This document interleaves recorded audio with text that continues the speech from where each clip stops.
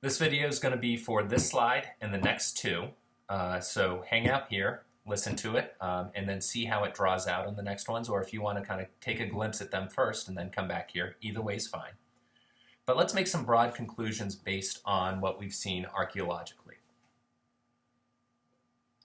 We know these folks start farming around 3200 BC, so they're settling down. We know some of the things that they did farm. We know they farmed peas, sesame seeds, dates, eventually cotton. We know they domesticated animals, including water buffalo, and maybe looking at some of the seals we see later, you might see why water buffalo are worth mentioning. Those are animals that can be used both for food, but also for agricultural heavy lifting. They can be transportation. Eventually they can be plowing. We know these folks were careful city planners.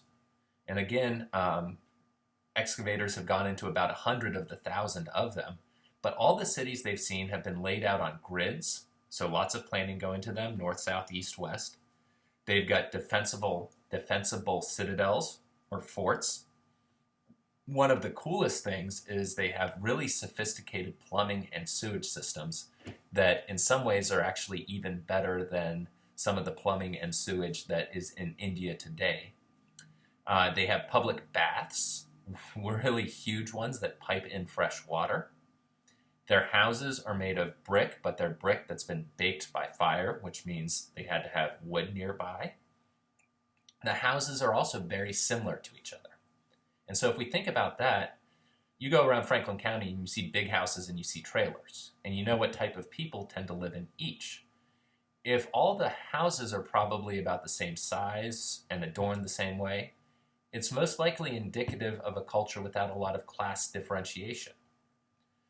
There's also tons of clusters of buildings that weren't residential, places that stored grain, big warehouses, lots of docks. They have protective walls. Not a lot of weapons, which tells us that they were probably a pretty peaceful civilization. They didn't war with each other. We do see some religious objects and some symbolism.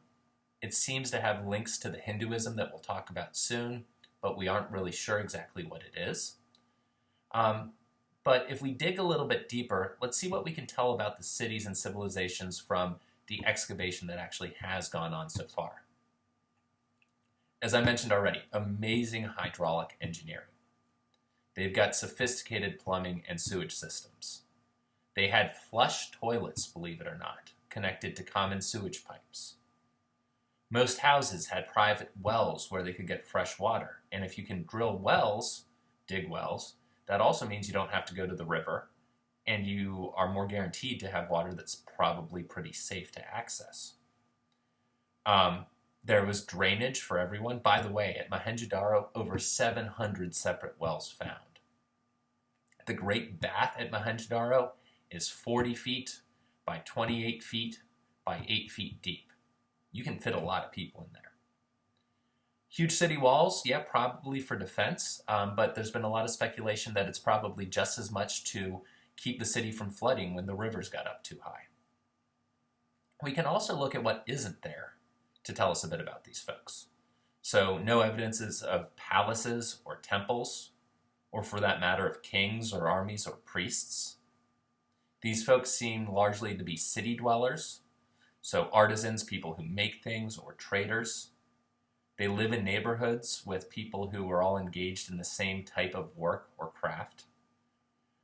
Because there aren't any huge palaces found, and all the houses seem to be more or less the same size, we assume they're a pretty egalitarian civilization.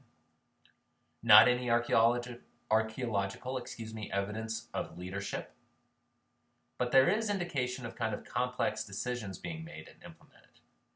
And part of this comes from the fact that all of these different settlements seem to be doing the same types of things at the same times, even though they aren't directly connected to each other. There is tons of uniformity among those different settlements. The pottery found there, the seals, the bricks.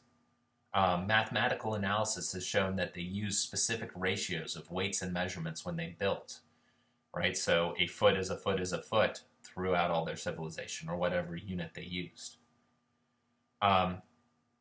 People have assumed that this is a single civilization spread over lots of different cities because of the similarity of the artifacts, because the settlements are all planned and not kind of haphazardly constructed, because bricks especially are a single uniform dimension, because settlements are near all sorts of different important resources, whether that is agricultural or mining.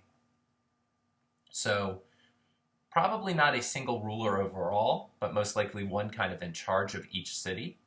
We know they're very egalitarian. Let's dig into some technological developments on the next slide that has a video then.